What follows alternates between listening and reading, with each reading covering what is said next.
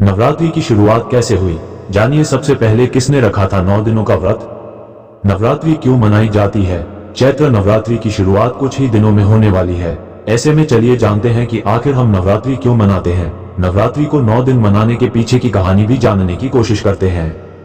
नवरात्रि क्यों मनाया जाता है। नवरात्रि के दौरान माता दुर्गा के 9 स्वरूपों की पूजा की जाती है। शक्ति स्वरूपा देवी दुर्गा को प्रसन्न करने के लिए साल में 4 बार नवरात्रि पड़ती हैं, जिनमें एक बार शारदीय और एक बार चैत्र नवरात्रि। इसके अलावा 2 बार गुप्त नवरात्रि के दौरान भक्त माता की आराधना करते हैं। नवरात्रि में माता की पूजा अर्चना करने का विधान सदियों से चला आ रहा है, लेकिन क्या आप जानते हैं कि नवरात्रि की शुरुआत कब और कैसे हुई। सबसे पहले नवरात्रि में 9 दिनों तक व्रत किसने रखा। अगर नहीं तो आज हम आपको बताएंगे कि नवरात्रि मनाने की शुरुआत कैसे हुई थी और सबसे पहले किसने नवरात्रि का व्रत किया था। नवरात्रि की शुरुआत कैसे हुई। नवरात्रि क्यों मनाया जाता है। मां दुर्गा स्वयं शक्ति स्वरूपा है और नवरात्रि में सभी भक्त आध्यात्मिक शक्ति, सुख, समृद्धि की कामना करने के लिए इनकी उपासना करते हैं और व्रत रखते हैं। जिस राजा के द्वारा नवरात्रि की शुरुआत हुई थी, उन्होंने भी देवी दुर्गा से आध्यात्मिक बल और विजय की कामना की थी। वाल्मीकि रामायण में उल्लेख मिलता है कि किष्किंधा के पास ऋषमुख पर्वत पर लंका की चढ़ाई करने से पहले प्रभु राम ने माता दुर्गा की उपासना की थी। ब्रह्मा जी ने भगवान राम को देवी दुर्गा के स्वरूप चंडी देवी की पूजा करने की सलाह दी और ब्रह्मा जी की सलाह पाकर भगवान राम ने प्रतिपदा तिथि से लेकर नवमी तिथि तक चंडी देवी की उपासना और पाठ किया था। किस राजा ने की थी नवरात्रि की शुरुआत। How Navratri is celebrated. भगवान ब्रह्मा ने चंडी पूजा पाठ के साथ ही राम जी को बताया कि आपकी पूजा तभी सफल होगी जब आप चंडी पूजा और हवन के बाद 108 नील कमल भी अर्पित करेंगे। ये नील कमल दुर्लभ माने जाते हैं। राम जी ने अपनी सेना की मदद से ये 108 नील कमल ढूंढ लिए, लेकिन जब रावण को ये पता चला कि राम चंडी देवी की पूजा कर रहे हैं और नील कमल ढूंढ रहे हैं, तो उसने अपनी मायावी शक्ति से एक नील कमल गायब कर दिया। चंडी पूजा के अंत में जब भगवान राम ने वे नील कमल चढ़ाए तो उनमें एक कमल कम निकला। ये देखकर वो चिंतित हुए और अंत में उन्होंने कमल की जगह अपनी एक आंख माता चंडी पर अर्पित करने का फैसला लिया। अपनी आंख अर्पित करने के लिए जैसे ही उन्होंने तीर उठाया, तभी माता चंडी प्रकट हुई और माता चंडी उनकी भक्ति से प्रसन्न हुई और उन्हें विजय का आशीर्वाद दिया। सबसे पहले किसने रखा था नवरात्रि का व्रत। फिर प्रतिपदा से लेकर नवमी तक माता चंडी को प्रसन्न करने के लिए प्रभु श्री राम ने अन्न जल कुछ भी ग्रहण नहीं किया। 9 दिनों तक माता दुर्गा के स्वरूप चंडी देवी की उपासना करने के बाद भगवान राम को रावण पर विजय प्राप्त हुई थी। ऐसा माना जाता है कि तभी से नवरात्रि मनाने और 9 दिनों तक व्रत रखने की शुरुआत हुई। ऐसे में भगवान राम ही नवरात्रि के 9 दिनों तक व्रत रखने वाले पहले राजा और पहले मनुष्य थे। चैत्र नवरात्रि चैत्र महीने के शुक्ल पक्ष की प्रतिपदा तिथि से लेकर नवमी तिथि है। नवरात्रि का पर्व देश भर में बहुत ही धूमधाम से मनाया जाता है। 9 दिनों तक आदिशक्ति मां दुर्गा के अलग अलग स्वरूपों की उपासना की जाती है। साल में 2 बार नवरात्रि का पर्व मनाया जाता है, एक शारदीय नवरात्रि और एक चैत्र नवरात्रि। अब चैत्र नवरात्रि का पर्व मनाया जाएगा। चैत्र नवरात्रि कब से आरंभ। पंचांग के अनुसार चैत्र मास के शुक्ल पक्ष की प्रतिपदा तिथि, जो कि इस बार 8 अप्रैल को देर रात 11:50 पर लगेगी और अगले दिन यानी 9 अप्रैल को रात के समय 8:30 पर समाप्त हो जाएगी।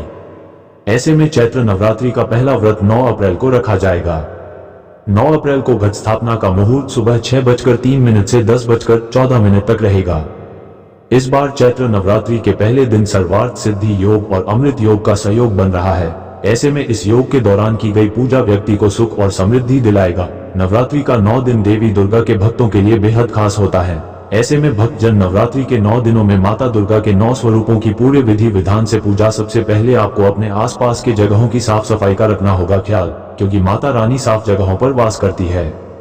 किया करते हैं ताकि उनसे कोई भूल ना हो जाए और मां दुर्गा कहीं नाराज ना हो जाएं। नवरात्रि के दौरान मां दुर्गा के भक्त उन्हें प्रसन्न करने और उनकी कृपा पाने के लिए व्रत, पूजन, हवन, पाठ और जाप भी किया करते हैं। ऐसा माना जाता है कि नवरात्रि में देवी दुर्गा भक्तों के घर में प्रवेश करती हैं। ऐसे में भक्त जन को इन बातों का रखना होगा खास ध्यान। सबसे पहले आपको अपने आसपास के जगहों की साफ सफाई का रखना होगा ख्याल, क्योंकि माता रानी साफ जगहों पर वास करती है। अपने घर के पूजा स्थल में भगवती लक्ष्मी और मां सरस्वती के चित्रों की स्थापना कर ले और फूलों से सजाकर पूजा करें। 9 दिनों तक नवरात्रि का रखे व्रत। अगर ऐसा नहीं कर सकते तो कम से कम नवरात्रि के पहले, चौथे और 8वें दिन का करें उपवास। ऐसा करने से माता रानी की कृपा बनी रहती है। नवरात्रि के 9 दिन माता रानी का करें पूर्ण रूप से जाप। जाप करते समय ओम ह्रीं क्लीं चामुंडाय विच्चे मंत्र का अवश्य उच्चारण करें। नवरात्रि के पूरे 9 दिन करें दुर्गा सप्तशती का पाठ, माता रानी होंगी प्रसन्न। पूजा करते समय लाल रंग के आसन का करें प्रयोग। पूजा संपन्न होने के बाद आसन को सही तरीके से मोड़कर सुरक्षित जगह पर रख दें। मां दुर्गा को प्रसन्न करने के लिए मंगलवार को करें यह उपाय। जगत जननी मां दुर्गा संपूर्ण संसार को जन्म देने वाली आदि शक्ति का ही अंश अवतार है। हिंदू धर्म में आदि शक्ति की तुलना उस पर ब्रह्म से की गई है जो संसार के पालन करता है। हिंदू धर्म में ऐसी मान्यता है कि अन्य देवी देवताओं की तुलना में मां दुर्गा की साधना अति शीघ्र फलदायी होती है। संसार में सबसे पवित्र रिश्ता माँ बेटे का है। उसी रूप में ही भक्त माँ दुर्गा की गोद में बैठकर साधना करने के भाव से उपासना करता है तो माँ अपने पुत्र के ऊपर कभी भी किसी संकट को नहीं आने देती। गुप्त नवरात्रि के दिन सुबह ब्रह्म मुहूर्त में उठकर नित्य क्रिया और घर की साफ सफाई करने के बाद स्नान करें और स्वच्छ वस्त्र धारण करें। एक चौकी पर लाल कपड़ा बिछाकर माँ दुर्गा की प्रतिमा या तस्वीर स्थापित करें और कलश स्थापना करें। कलश स्थापना के बाद मां दुर्गा की प्रतिमा के सामने घी का दीपक और धूप। पूजा में ध्यान रखने योग्य कुछ खास बातें। मान्यता के अनुसार अगर आपने कलश स्थापना की है तो सुबह और शाम दोनों ही समय दुर्गा सप्तशती और दुर्गा चालीसा का पाठ जरूर करें। गुप्त नवरात्रि के पहले दिन घर के मुख्य द्वार के दोनों ओर हल्दी और रोली से स्वास्तिक बनाएं और द्वार पर आम के पत्तों की तोरण लगाएं। ऐसा करने से मां दुर्गा प्रसन्न होती हैं। नवरात्रि में जौ उगाना बहुत शुभ माना जाता है, इसलिए एक मिट्टी के पात्र में जौ जरूर बोएं। गुप्त नवरात्रि के 9 दिनों तक सात्विक भोजन ही खाएं और दिन में न सोएं।